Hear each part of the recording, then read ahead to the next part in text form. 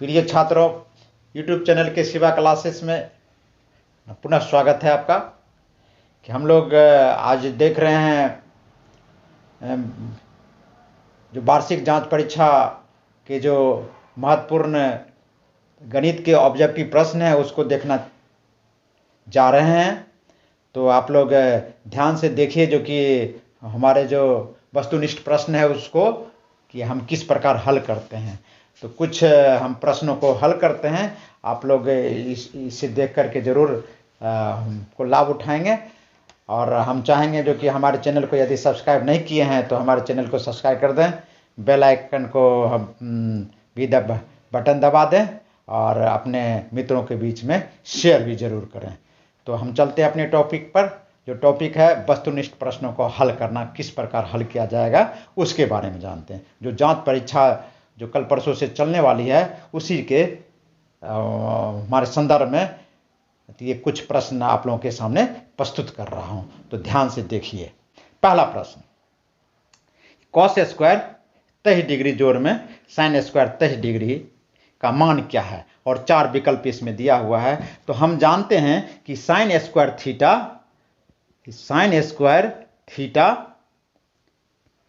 Plus में cos square theta बराबर 1 होता है। इसलिए इसका हल जो थीटा के जगह पर 23 डिग्री है, इसलिए इसका हल 1 होगा। ठीक है, ओके। फिर अगला प्रश्न चलते हैं।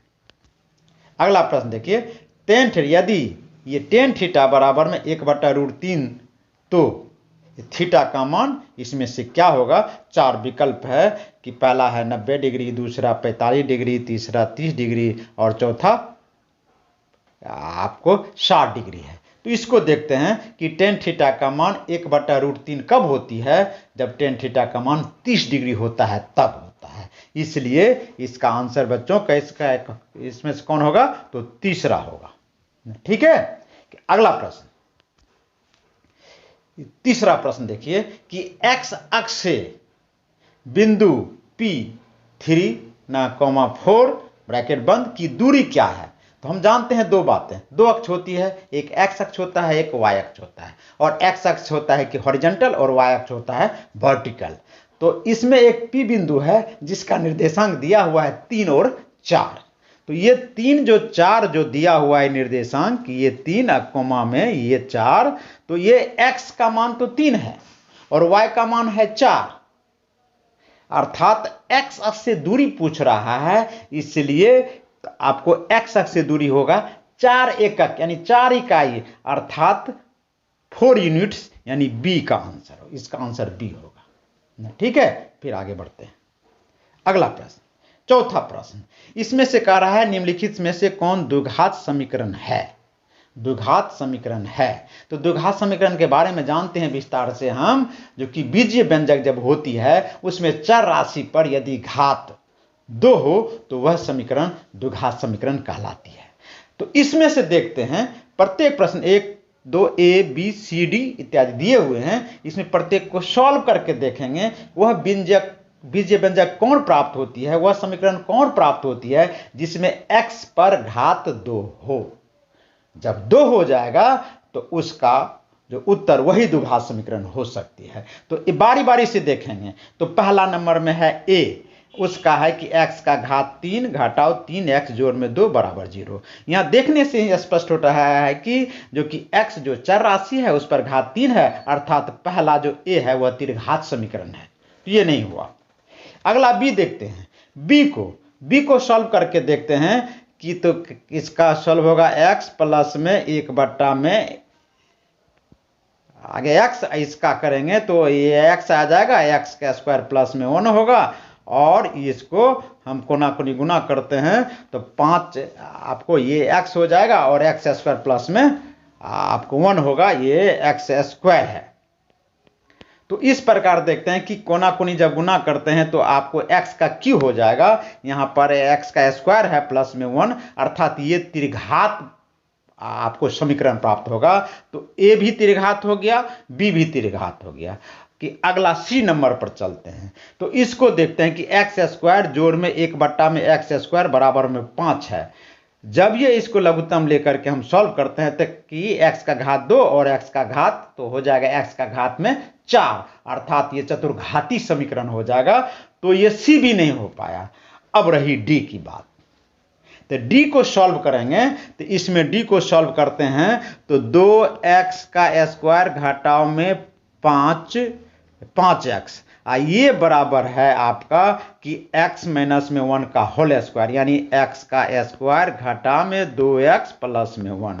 इसको सॉल्व करेंगे तो x स्क्वायर माइनस में 3x और माइनस में 1 प्राप्त होगा, जो कि एक द्विघात समीकरण होगी, अर्थात मेरा उत्तर डी होगा।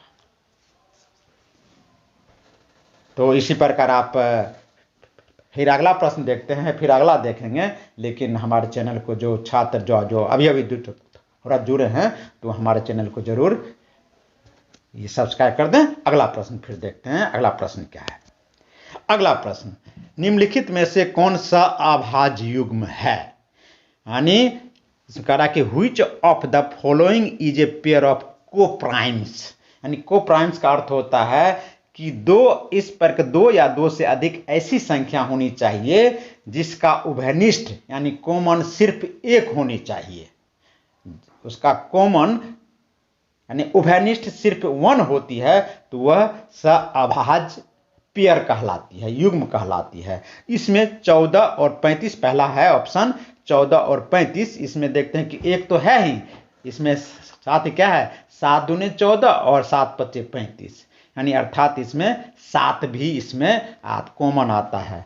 उसी प्रकार 31 93 में देखते हैं कि 31 भी कॉमन आता है। 30 40 में देखते हैं कि 2 कॉमन आता है, 5 कॉमन आता है, 10 कॉमन आता है। इस प्रकार ए बी और डी ये अभाज्य युग्म नहीं है, और यहाँ पर बी आंसर होगा सही, क्योंकि 18 इसलिए कि 18 और 25 को डिवाइड करेंगे तो सिर्फ 1 कॉमन होगा, उभयनिष्ठ होगा, सिर्फ 1 उभयनिष्ठ होगा, इसलिए मेरा उत्तर 5 का बी हुआ।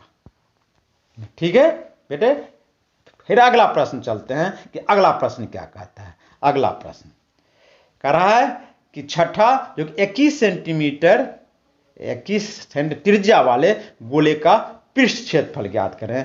तो पृष्ठ क्षेत्रफल में हम देखते हैं कि गोले, ये इस प्रकार हम देखते हैं कि गोला देखते हैं, गोला, तो गोला को देखिए, इसका रेडियस दिया हुआ है, इसका जो रेडियस दिया हुआ है उसको देखते हैं। यहां पर अगर ये आती है तो यहां पर ये रेडियस आती है, ये 21 सेंटीमीटर दिया हुआ है, 21 सेंटीमीटर, यानी आर बराबर में 21 सेंटीमीटर है। इसको देखते हैं हम लोग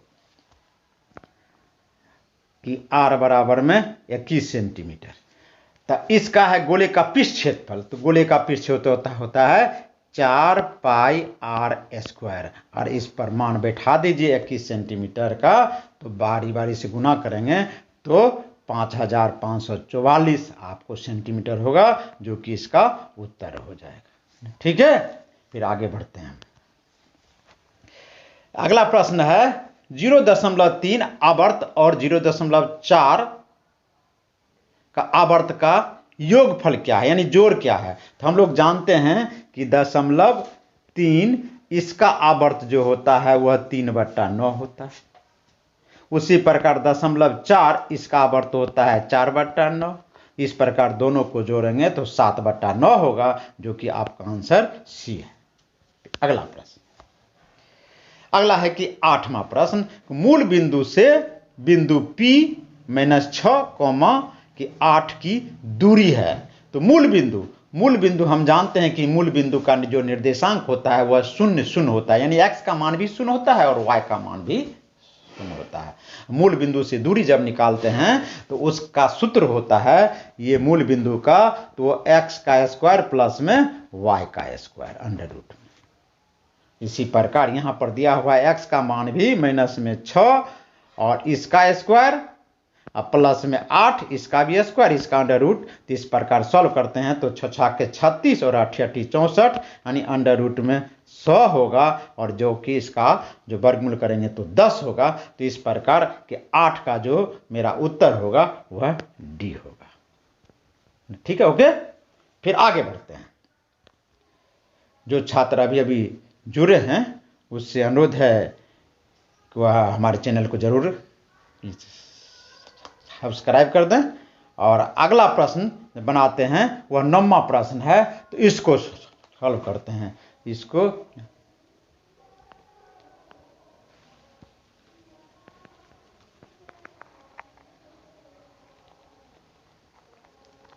नौवां प्रश्न है, उसको थोड़ा देख लेते हैं। ये थोड़ा बड़ा है, इसको हम सॉल्व करते हैं। उसमें क्या है इसको थोड़ा देखते हैं। ये कह रहा है 2x जोड़ में 3y बराबर 12, 3x घटा में 2y बराबर 5 हो तो यानी x का मान क्या होगा और y का मान क्या होगा। तो इस प्रश्न को हम पहले बना चुके हैं, जो कि बनाने की विधि 3-4 जो विधि थी, प्रतिस्थापन विधि, विलोपन विधि, वर्गगुणन विधि, ग्राफीय विधि, इसमें से किसी एक विधि का उपयोग करके हम इस प्रश्न को हल कर सकते हैं। समीकरण 1 और समीकरण 2 मान करते हो। तो इस प्रकार हम इसको देखते हैं, जो कि 2x जोड़ में 3y बराबर 12 है, तो इसको 2 से गुना कर दीजिए आप। तो 2 दूना 4, आपको x प्लस में 6y बराबर हो जाएगा 12 दूना 24। दूसरा जो मेरा समीकरण है, इसमें 2y है, इसको 3 से गुना कर दीजिए। तो 3 तिया 9x जोड़ घटा में 3 दूना 6y बराबर 5 तिया 15। इस प्रकार जोड़ने पर की जगह तो ये दोनों घट जाएगी, ये हो जाएगी 9 4 13x बराबर में 24 15 39, यानी x का मान निकालेंगे तो 3 आ गया। मेरे ऑप्शन में 2 जगह 3 3 x का मान है। इसका मतलब है कि y का मान भी निकालना पड़ेगा यहाँ पर ना। तो y का मान निकालने के लिए फिर क्या करेंगे, यानी x का जो 3 मान है वह समीकरण किसी एक समीकरण में आप इसको रख दीजिए, रख करके फिर बनाइएगा तो आपको मान निकल जाएगा 2। इस प्रकार आपका उत्तर सी नंबर होगा, जो कि 9 का सी, जो कि आपको सही आंसर होगा। ठीक है बेटे, आगे बढ़ते हैं। जो छात्र हमारे चैनल को सब्सक्राइब नहीं किए हैं उससे अनुरोध है कि हमारे चैनल को जरूर कर दें सब्सक्राइब। और जो बाकी जो हमारे जो वीडियो जो आप लोग नहीं देखे हैं वो इंस्टाग्राम में या ईमेल आईडी या हमारे यूट्यूब चैनल पर है, आप उसमें जा करके देख सकते हैं। तो अगला प्रश्न 10 नंबर का प्रश्न है, निम्नलिखित में से कौन केंद्रीय परिवर्ती की माप नहीं है। केंद्रीय परिवर्ती की माप नहीं है, यानी which of the following is not a measure of central tendency. तो इसमें से देखते हैं कि माध्य, माध्यिका, बहुलक, मीन, मीडियन, मोड और परिसर, ये 4 विकल्प दिया हुआ है। तो मीन, मीडियन, मोड हमारे केंद्रीय परिवर्ती की माप है, लेकिन रेंज परिसर नहीं है। परिसर कहते हैं कि हमारे दिए गए आंकड़ों में सबसे अधिकतम आंकड़े एवं न्यूनतम आंकड़े के डिफरेंस को, यानी अंतर को परिसर कहा जाता है। तो केंद्रीय परिवर्ती की माप ये नहीं है, इसलिए माप नहीं है। इसका उत्तर होगा डी। आगे अगला प्रश्न 11 नंबर का प्रश्न है, यदि cot थीटा बराबर 2 ना हो तो sin थीटा का क्या मान होगा। तो cot थीटा बराबर 2, यानी cot थीटा बराबर 2, तो ये पाइथागोरस प्रमेय पर चले जाएंगे। और cot बराबर होता है क्या कि आधार बट्टा में लंब। तो आधार बट्टा में लंब होता है, तो आधार आपको b 2 है, लंब आपको 1 है। इस प्रकार कर्ण जब निकालते हैं तो 2 दूना 4, आधार स्क्वायर प्लस में लंब स्क्वायर का अंडर रूट में हो जाएगा, 2 दूना 4 1 5, यानी रूट अंडर 5 हो जाएगा। यानी h आपको हाइपोटेंस निकल जाएगी, या 5 यहाँ पर। और इस प्रकार साइन थीटा का मान निकाल लेंगे। साइन थीटा तो p बट्टा में h होता है, p बट्टा में ये h होता है, तो p का मान 1 है, 1 बट्टा में रूट अंडर 5, अर्थात आपका उत्तर ए नंबर होगा। ठीक है, फिर आगे बढ़ते हैं। अगला प्रश्न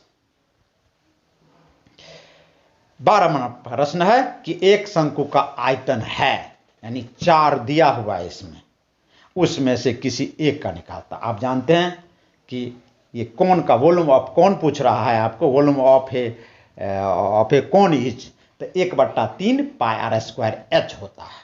इसलिए मेरा उत्तर क्या होगा कि 1। अब अगला प्रश्न आपके स्क्रीन पर यह है, 13 नंबर प्रश्न आपका यह है कि किसी घन का कुल पृष्ठीय क्षेत्रफल 96 सेंटीमीटर स्क्वायर है तो घन का आयतन क्या है। बहुत सारे छात्र अभी बोल रहे थे, जो कि समय नहीं दे रहे हैं आप प्रश्न बनाने के लिए सर, तो आप जल्दी बनाकर देखिए इस प्रश्न को।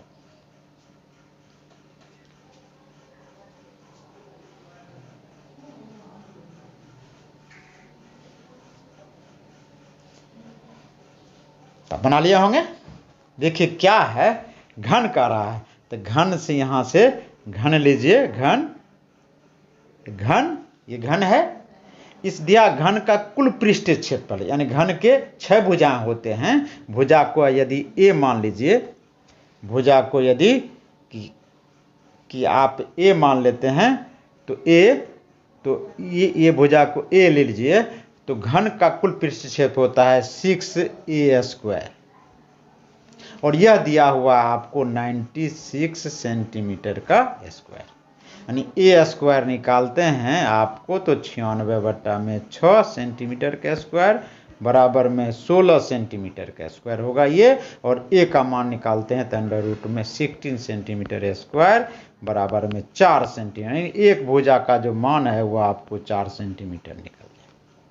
अब घन का आयतन आप निकाल लेंगे। घन का आयतन बराबर होता है क्या, ए का क्यू, यानी किनारा का घात में 3, यानी आयतन बराबर में होता है ए का क्यू, यानी 4 सेंटीमीटर का होल क्यू। तो 4 चौक 16 और 16 चौके 64, यानी अर्थात मेरा आंसर हो गया सी नंबर। आपको ये आंसर। इसी प्रकार अगला प्रश्न आप देखिए, ये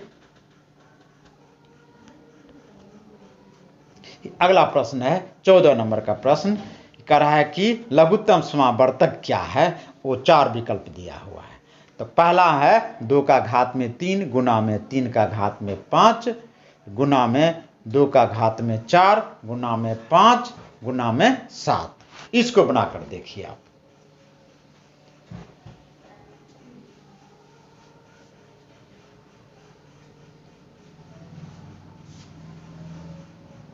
बन गया होगा।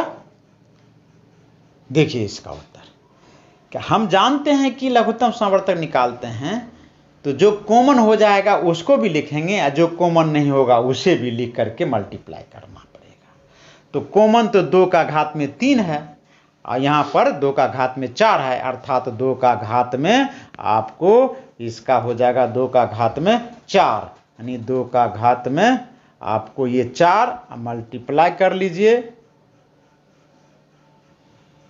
2 का घात में 4 इसको मल्टीप्लाई कर दीजिए।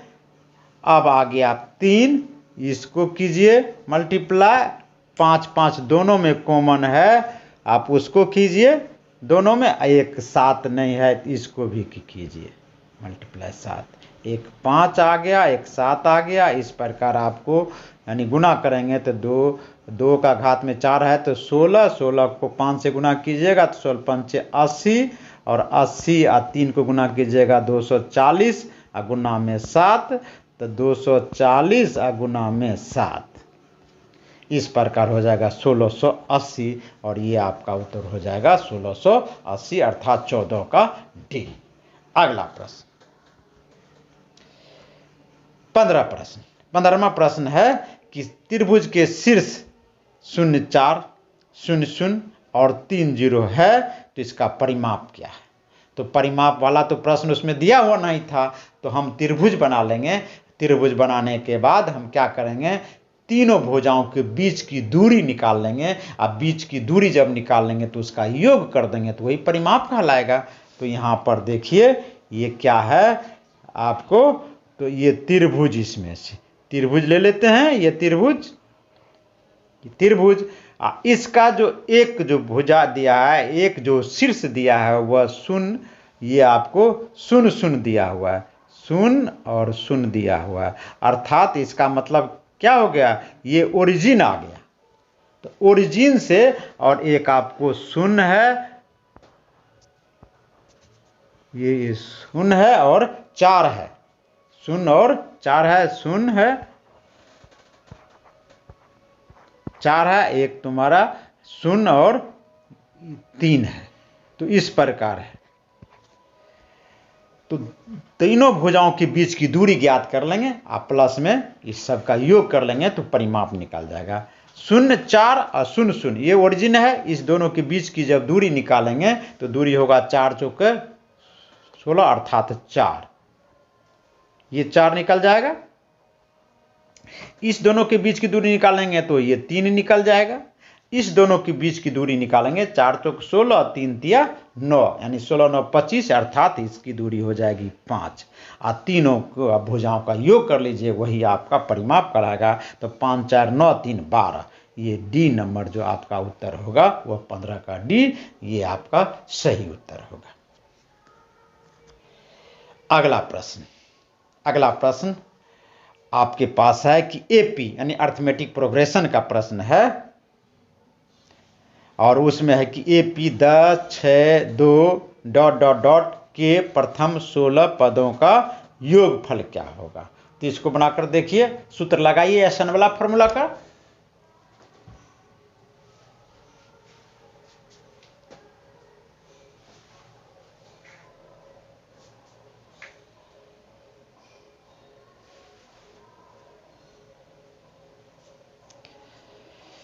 बन गया होगा।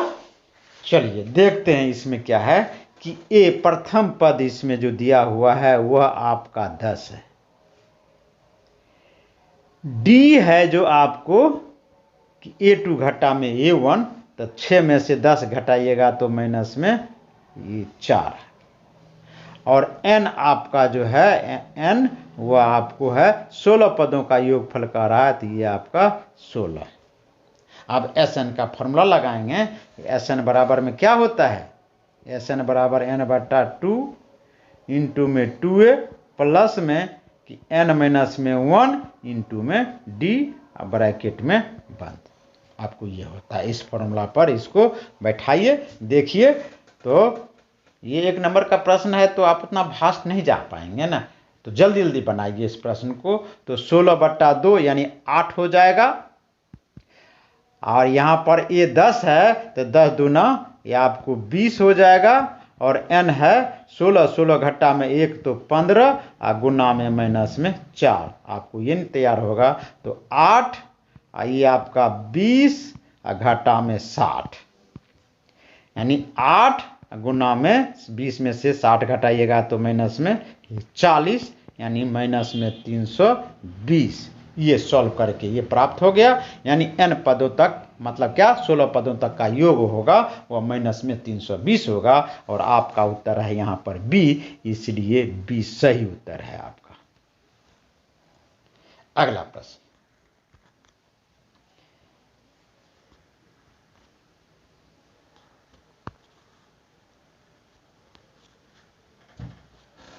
सत्रह नंबर का प्रश्न है, यदि 2 sin 2 थीटा बराबर √3 तो थीटा का मान इसमें से कौन होगा।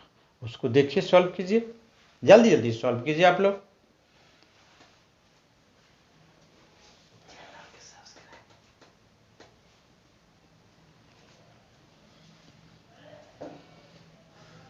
बना लिए होंगे। चलिए, जो छात्र अभी अभी जुड़े हैं हमारे चैनल से, उनसे अनुरोध है कि हमारे चैनल को जरूर सब्सक्राइब कर दें, अपने मित्रों के बीच में शेयर कर दें, और जो बेल बटन है उसको ज़रूर दबा दें, ताकि मेरे द्वारा बनाया गया सभी वीडियो आप लोगों तक पहुंचता रहे। तो 17 नंबर प्रश्न का हल देखते हैं हम लोग। 2 sin 2 थीटा बराबर √3/2 है। इसको सॉल्व यदि करते हैं आप तो sin 2 थीटा बराबर में √3/2 हो जाएगा। जब √3/2 होगा तो इसका मान होता है sin 60 डिग्री का मान। साइन से काट दीजिएगा तो 2 थीटा बराबर में होगा 60 डिग्री, और थीटा बराबर में 60/2 बराबर में 30 डिग्री। तो इस प्रकार आंसर आपका आ जाएगा 30 डिग्री, अर्थात ए नंबर आपका उत्तर हो जाएगा। ठीक है, आप भी ऐसा बनाए होंगे। नहीं बनाया हो तो देख लीजिए आप इस प्रश्न को। अगला प्रश्न,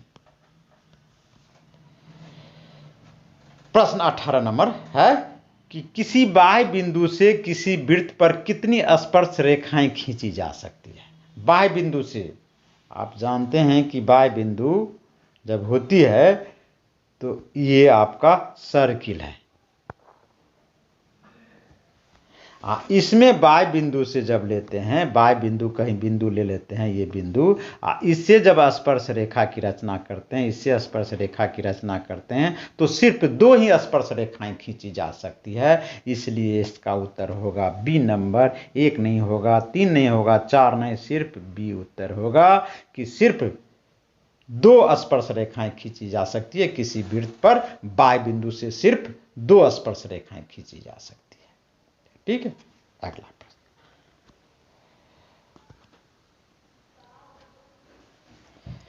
कि 19 नंबर का प्रश्न है, यदि साइन 65 डिग्री बराबर में x हो तो कॉस 65 डिग्री का मान x के पदों में है। 4 विकल्प दिया हुआ है। जल्दी जल्दी आप इसको सॉल्व कीजिए, बनाइए।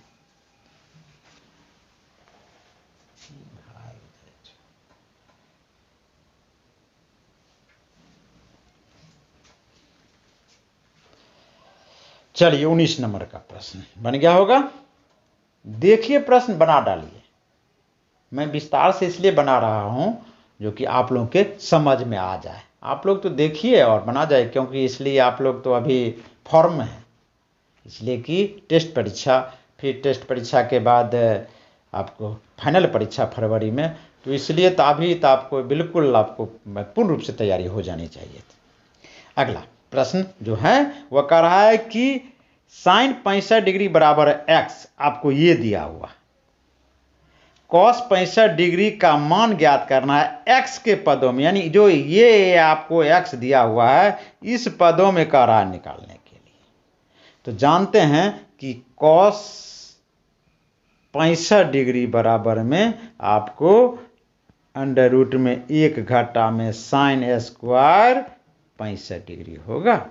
साइन स्क्वायर 65 डिग्री का मान दिया हुआ है तो अंडर रूट में आ जाएगा 1 घटा में एक्स स्क्वायर, अर्थात आपका उत्तर डी नंबर सही उत्तर होगा आपका। इसलिए आपको 19 का जो उत्तर होगा वह डी नंबर होगा कि एक्स के पदों में यही हो सकता है। चलिए अगला प्रश्न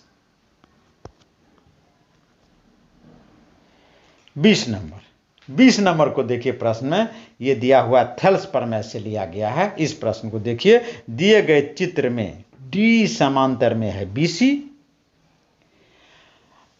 डी का मान 5 सेंटीमीटर, बीसी का मान 8 सेंटीमीटर और एडी का मान 3.5 सेंटीमीटर। तो एबी का मान क्या होगा? इस 4 विकल्प में से कोई एक आपका उत्तर है। इसको बनाकर देखिए। तो पाइथागोरस प्रमेय में आप जानते ही हैं क्या कि ए डी बट्टा में डी बी बराबर ए ई बट्टा में ई सी, ऐसे होता है। लेकिन जब एक भुजा दूसरे भुजा के समांतर होती है तो इसका होता है डी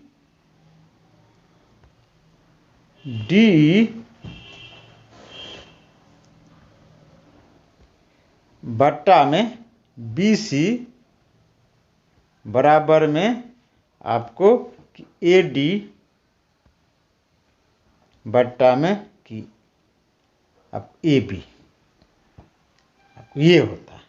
और यहाँ से जहाँ से ये मान है, ये सारी मान को ये मान इस मान को इसमें पुट कर दीजिए, रख दीजिए। आप रखने के बाद आपको ये मिलेगा कि ए बी का यदि मान निकालते हैं, यानी ए बी का मान निकालते हैं तो यहाँ 5/8 होगा। तो 8 गुना में 3.5 और बट्टा में आपको 5। तो 5 सत्ते 35.7 और 8 सत्ते 56, 5.6। ये 5.6 सेंटीमीटर होगा, वो आपका उत्तर होगा, अर्थात ए नंबर आपका उत्तर होगा। इस प्रकार 20 प्रश्नों तक हम लोग देख चुके हैं। जो अभी छात्र जुड़े हैं इस चैनल से, शिवा क्लासेस से, जो बहुत दिनों से चल रहा है यह सेवा क्लासेस, अभी अभी जुड़े हैं तो वह छात्र हमारे चैनल को जरूर सब्सक्राइब कर दें, ताकि मेरे द्वारा बनाया गया सभी वीडियो आप लोगों तक पहुंचता रहे। चलिए अगला प्रश्न, 21 नंबर प्रश्न आपका है कि समीकरण युग्म x प्लस में 2y जोड़ में 5 बराबर 0 और माइनस में 3x घटा में 6y जोड़ में 1 बराबर 0 के हल होते हैं। तो ये प्रश्न है जो कि a1 बटा में a2, b1 बटा में b2, c1 बटा में c2 से संदर्भित यह प्रश्न है। उसी के संदर्भ में कहा गया है कि केवल एक हल होता है कि दो हल होता है, या कि अनेक हल होता है, कि या कोई हल नहीं होता, इससे संदर्भित है। तो हम जानते हैं कि इस प्रश्न में से पहले a1 बटा में a2, b1 बटा में b2, c1 बटा c2 निकाल कर देखते हैं, तब तीनों का कंपैरिजन करेंगे, जो कि तुलना करेंगे कौन किसके बराबर है, तब इसका हल निकल पाएगा। तो इसमें देखते हैं कि क्या, इसमें देखते हैं कि a1 है 1 और a2 आपका है यहां पर माइनस में 3, b1 आपका यहां पर 2 है और यहां पर b2 आपका माइनस में 6,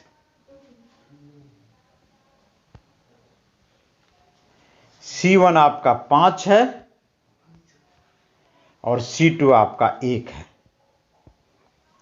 इसको सॉल्व करेंगे तो 1 का 3, यानी ये दोनों बराबर हो जाएगा माइनस में 1/3 बराबर हो जाएगा माइनस में 1/,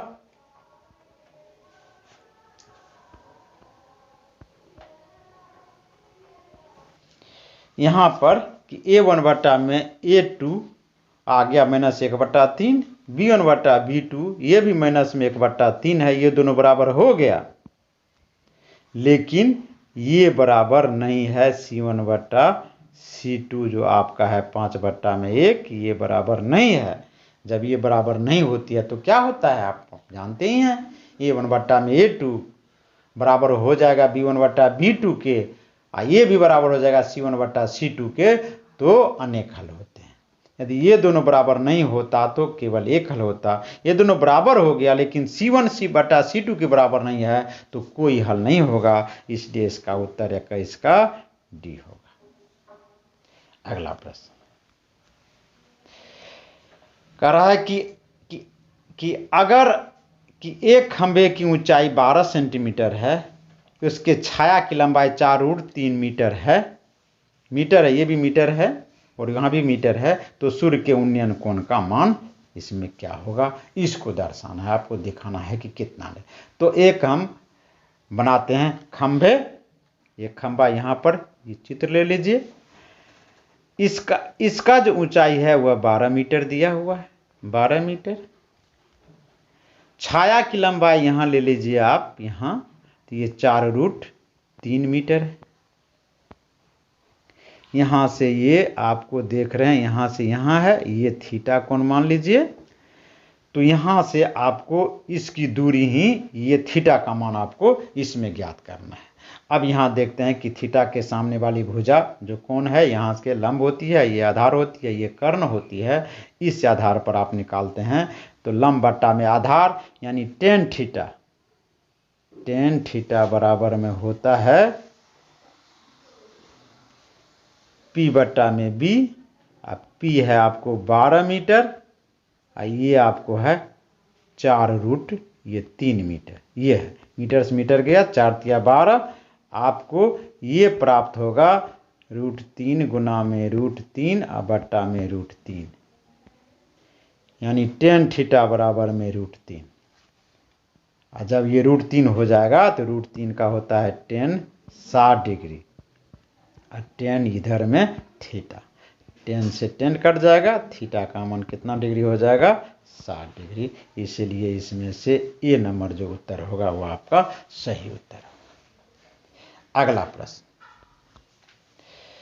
यदि P बराबर 0.05 है तो E नहीं की प्रायिकता क्या है? यह प्रोबेबिलिटी का प्रश्न है। हम जानते हैं कि जब प्रोबेबिलिटी में होती है, कितनी भी घटनाएं क्यों न घट जाए, सभी घटनाओं का जो प्रोबेबिलिटी होगा उसका योगफल करेंगे वह 1 के बराबर होता है। ये हम जानते पहले से। तो इसमें से एक घटना घटी है जिसकी प्रायिकता आपको दिया हुआ है 0.05। तो घटना नहीं घटने की क्या प्रायिकता होगी, तो इसको बनाने के लिए हम क्या करेंगे कि नहीं घटने की घटना, तो 1 में से हम 0.05 को घटा देंगे, वह ई नहीं कि आपकी प्रायिकता आपको इसी जगह निकल जाएगी, यानी 0.95 जो होगी यह घटना नहीं घटने की प्रायिकता होगी, अर्थात आपका उत्तर होगा बी नंबर। तो 23वां प्रश्न पर हम लोग हैं अभी। अगला प्रश्न 24 नंबर, यदि साइन थीटा बराबर √3 √3/2 हो तो कोसेक थीटा प्लस में कॉट थीटा का मान ज्ञात करना है। इसका मान है साइन थीटा बराबर में √3/2। तो यहां पर हम सर्वप्रथम क्या करेंगे, थीटा का मान निकाल लें। आसान काम करना है, जो तो जल्दी करना है, तो इसलिए थीटा का मान यहां पर कितना हो जाएगा, 60 डिग्री हो जाएगा। अब बताएंगे ये कैसे तुरंत कह दिए सर, इसलिए बता दिए कि साइन थीटा बराबर में √3/2, ये साइन थीटा बराबर √3/2, यहाँ भी साइन हम 60 डिग्री करेंगे तो साइन साइन कट जाएगा, तो थीटा बराबर में 60 डिग्री होगा कि नहीं होगा, ये हो जाएगा। अब इसका मान, थीटा का मान कोसेक थीटा प्लस में कॉट थीटा पर बैठा दीजिए। कोसेक थीटा बराबर होता है 2/√3, कोसेक थीटा बराबर होता है 2/√3, अब प्लस में कॉट थीटा बराबर होता है 1/√3। दोनों को जोड़िएगा तो 3 में आपको √3, फिर यहाँ 3 को कीजिएगा तो √3 इंटू में √3 और बट्टा में √3, ये कट जाएगा तो √3 होगा। इसलिए आपका उत्तर किस में क्या होगा, √3 यानी डी वाला, ये उत्तर होगा आपका। अगला प्रश्न, अगला प्रश्न, यदि द्विघात समीकरण 2x² जोड़ में 5x घटा 9 बराबर 0 के मूल अल्फा और बीटा हैं, ये तो आपका द्विघात समीकरण है, इसके मूल अल्फा और बीटा हैं, तो अल्फा इंटू बीटा का मान ज्ञात करें। ये प्रश्न है, ना कर देखिए, जल्दी जल्दी कीजिए आप।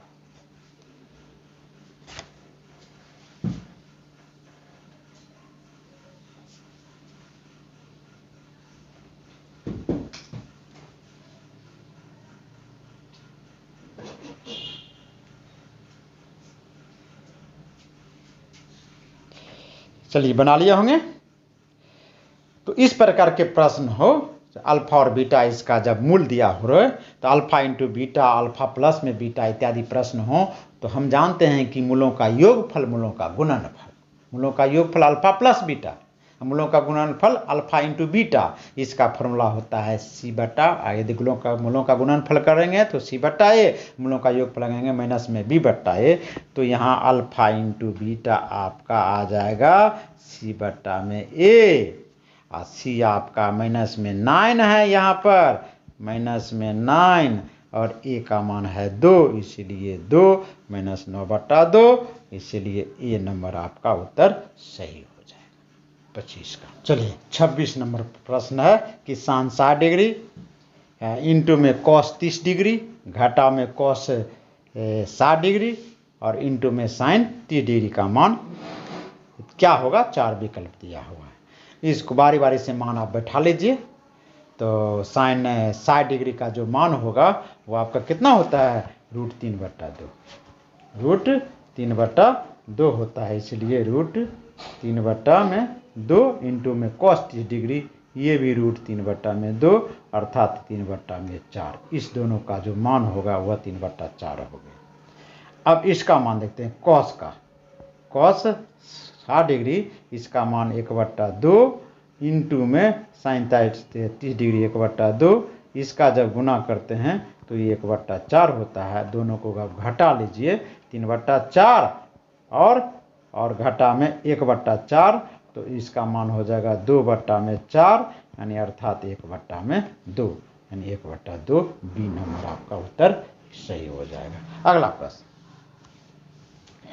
दो वृत्तों के परिधियों का अनुपात 3:4 है तो उसके क्षेत्रफलों का अनुपात क्या है। जब परिधि का अनुपात यदि दोनों का अनुपात हो तो हम देखते हैं कि त्रिज्या, दोनों परिधि की त्रिज्या का भी अनुपात समान ही हो जाता है। यानी यहाँ पर प्रश्न है दो वृत्तों की परिधियों का अनुपात है 3:4, अर्थात कि R1 भी 3 हो जाएगा और R2 भी 4 हो जाएगा। जब इसका क्षेत्रफल निकालेंगे तो इसी का स्क्वायर करेंगे, यानी 3 का स्क्वायर करेंगे तो 9 हो जाएगा और 4 का स्क्वायर करेंगे तो आपको 16 हो जाएगा। तो 9/16 अर्थात 9:16। तो आपको इस प्रकार का प्रश्न अक्सर आपसे पूछे जाते हैं कि क्षेत्रफलों का अनुपात इतना है तो परिधियों का क्या अनुपात होगा। जब परिधियों का अनुपात इतना है तो क्षेत्रफलों का क्या अनुपात है, कितना होगा। तो इस प्रश्न को हल करने के लिए यदि परिधियों का अनुपात दिया होगा तो क्षेत्रफलों का अनुपात ज्ञात करने के लिए वर्ग कर देंगे। लेफ्ट साइड का लेफ्ट साइड वर्ग कर देंगे, राइट साइड का राइट साइड वर्ग कर देंगे, वही उत्तर हो जाएगा। यदि क्षेत्रफलों का अनुपात दिया होगा तब परिधि का अनुपात क्या करना है तो उसका वर्गमूल निकाल देंगे तो आपको परिधि का अनुपात निकल जाएगा। तो इस प्रकार 27 का कि ए नंबर आपका उत्तर सही है। अगला प्रश्न 28 का कि एक आदमी अपने स्थान से 10 मीटर दक्षिण की ओर जाता है और फिर 24 मीटर पश्चिम की ओर जाता है तो अपने शुरू के स्थान से वह कितनी दूरी पर है। अर्थात ये यदि आपको साउथ है, ये आपको साउथ है तो 10 मीटर आपको इधर कर दीजिए, आप इधर कर दीजिए 10 मीटर, फिर इधर से आप पश्चिम कर दीजिए 10 मीटर, ये 24 मीटर। इस जगह दूरी पर यदि आपसे पूछ रहा है तो ये दूरी पूछ रहा है तो ये आपको डिस्टेंस जो होगा वही होगा, यानी दाएं की 100 हो जाएगा। 24 को 24 से गुना कर देंगे तो 476 होता है। दोनों को जोड़ते हैं तो 576 और इसका जब वर्गमूल निकालते हैं हम तो ये हो जाता है 26, यानी 26 ये मीटर आपकी ये उत्तर हो जाएगा, ये दूरी प्राप्त हो जाएगा। 29 नंबर, अब 29 नंबर प्रश्न है कि tan 48 डिग्री इंटू में tan 23 डिग्री इंटू में tan 42 डिग्री इंटू में tan 67 डिग्री का मान क्या है। तो tan 48 और tan 42 ये दोनों आपके दोस्त हैं। 48 42 को जोड़ते हैं तो 90 डिग्री होगा। इधर में tan 23 डिग्री, इधर में tan 67 डिग्री, इसको भी जोड़ते हैं तो 90 डिग्री हो जाएगा। यानी ये और ये 48 को दोनों को करेंगे हम सॉल्व करते हैं तो 1 होता है। इधर जो गोला गोला लगा है इसको भी सॉल्व करते हैं तो 1 हो जाता है और 1 को गुना करेंगे तो 1 होगा, अर्थात आपका उत्तर बी नंबर ये आपका बिल्कुल सही उत्तर है। अगला प्रश्न जो अंतिम प्रश्न है, आपको एक समकोण त्रिभुज में कितने न्यून कोण होते हैं। एक समकोण त्रिभुज स्पष्ट दिया हुआ है, समकोण त्रिभुज है, अर्थात एक कोण तो 90 डिग्री हो गया। अब दो कोण बाकी रह गया, दोनों कोण मिलाकर के 90 डिग्री पूरा, क्योंकि एक त्रिभुज के तीनों कोणों का योग 180 डिग्री के बराबर होता है। तो एक कोण समकोण है, अर्थात दो जो अन्य कोण बचेंगे वह न्यून कोण होंगे और वह कोणों की संख्या पूछ रहा है तो 2 न्यून कोण होते हैं, ये 2 न्यून कोण होते हैं और यही आपका उत्तर हुआ। इस प्रकार हम क्या देखे आज, जो कि ऑब्जेक्टिव प्रश्नों को हल किस प्रकार किया जाता है, हम थोड़ा विस्तार से बताए हैं, लेकिन आप लोग इसको संक्षिप्त रूप में जल्दी आपको सॉल्व करके आपको बनाना है। साथ ही साथ जल्दी में हड़बड़ में गड़बड़ भी हो जाता है, तो इसलिए आपको गड़बड़ नहीं करना है, आपको सही ढंग से सही कितना प्रश्न बन सके इस पर जरूर ध्यान देंगे। और सभी छात्राओं से अनुरोध है कि ये उत्प्रेषण परीक्षा यानी जांच परीक्षा में जरूर आप सम्मिलित हो, और यदि सम्मिलित नहीं होते हैं तो आपको परीक्षा फल आपको नहीं भेजा जाएगा बिहार बोर्ड एग्जामिनेशन पास, बिहार बोर्ड के पास। और ऐसी स्थिति में कि आप वार्षिक माध्यमिक परीक्षा से देने से वंचित हो जाएंगे। इसलिए आप तमाम सभी छात्रों से अनुरोध करते हैं कि आप जहां कहीं भी हों, जिस विद्यालय से भी बिलोंग्स करते हों, अपने अपने विद्यालय में जा कर के और उत्प्रेषण परीक्षा अर्थात जांच परीक्षा में सम्मिलित होकर अपने अच्छा अंक लावें, ताकि आपको एडमिट कार्ड आने में कोई कठिनाई नहीं होगी। धन्यवाद।